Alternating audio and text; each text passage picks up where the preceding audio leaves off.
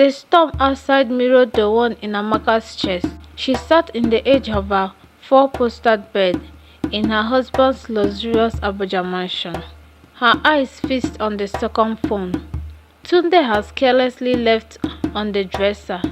It vibrates again, third time, in less than an hour.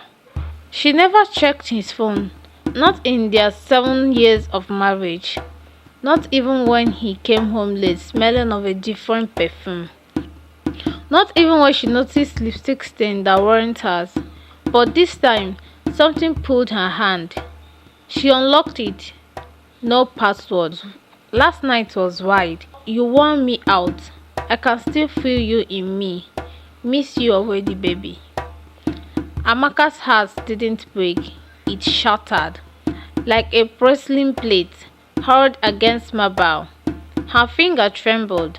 Her breath caught in her throat, like she swallowed broken glass. Her knees weakened. Linda. Not just any woman. Not just a fling. Her enemy. Her best friend turned snake. The girl who once stole her boyfriend in university and lied to turn everyone against her. The girl she had buried in her past, and now her husband was sleeping with her. She clenched her chest, forcing air into her lungs.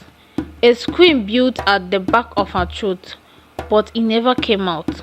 Instead, tears streamed down her cheeks. Hot, angry, bitter tears.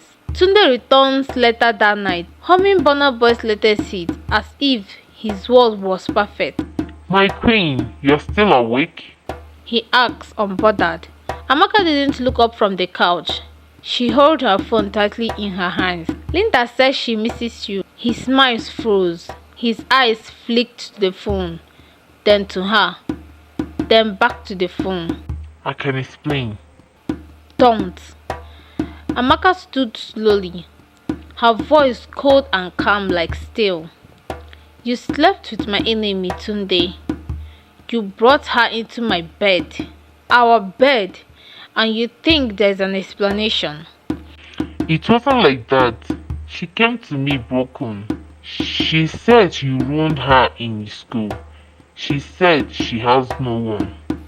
Amaka's laugh was dry, cruel. So you took her in, between your legs. Beautiful rescue mission. He stepped forward. It was just a phase, a mistake. She backed away. No, Tunde. A mistake is one-time lapse in judgment, but you have slept with her for months. That's not a mistake. That's choice. The next week, Tunde tried to win her back with gifts, designer bags, jewelries, even a new car, but nothing softened her. Amaka buried herself in silence. She still cooked his meal, still smiled for the help, still performed her role as a good wife, but inside she was dying. Everywhere she looked, she saw Linda's shadow. On the sheets, on the mirror, in the perfume he now wore. Her own home had become a graveyard of her trust. And then came the final blow. Linda was pregnant. She found out through a mutual acquaintance, not even from Tony. That night, she confronted him. So now she carries what I couldn't give you, she whispered. Tony looked away, ashamed. 7 years, 7 years. I bleed every month while you pray for a child. 7 years. I was faithful, desperate, barren, and now your side chick is carrying your seed. Tony knelt. Amaka, please. She looked down at him, and for the first time, she didn't see the man she married. She saw a stranger, a coward. Amaka traveled to Kogi 2 days later, telling Tunde she needed space. In her father's abandoned compound, she met with her auntie, a traditional healer, feared and respected in the village. Auntie, what can I give a man who eats his wife's dignity and still asks for her love? The old woman didn't blink. You don't kill a snake by talking to it.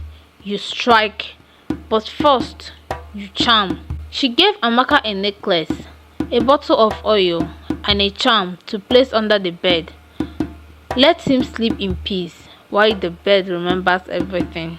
Weeks later, Linda moved into their home, into Amaka's house. Tunde said it was only temporarily until the baby came. Amaka didn't argue. She welcomed Linda with a smile, even offered her the master bedroom. Rest, Linda. Your baby deserves comfort. Tunde and I will move into the guest wing. That night, Tunde tried to touch her. She moved his hand. Your hands belongs to her now. He whispered, I made a mistake. She whispered back, so did I, loving you. 2 months later, Linda began to feel unwell. Strange dreams, night sweats, terrible vision. One night, she screamed from the master bedroom, something is cooking me. I saw blood on the baby. The next day, she packed and left. The pregnancy continued, but she refused to return. Tunde, now tired, broken and confused, began to unravel. He lost major contracts, his friend disappeared, his family stopped calling, and Amaka, she watched him quietly until one night she left. No drama, just a note. This house was my dream, you turned it into a nightmare. I let you sleep in the enemy's bed. Now, let it become your grave.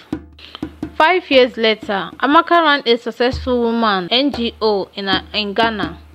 She adopted 2 girls and opened a shelter for abused women.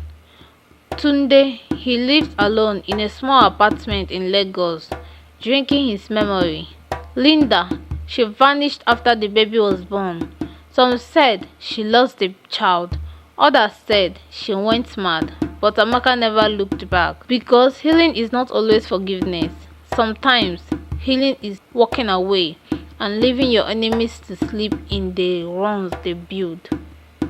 Moral lesson to learn from this story is, a woman's silence is not always weakness. Sometimes it's the start of a storm. Betrayal is a wound, but revenge can be art. Not all battles are fought with fists. Some are fought with grace, patience, and fear. Never mock a woman's pain. It might be the thing that browns you.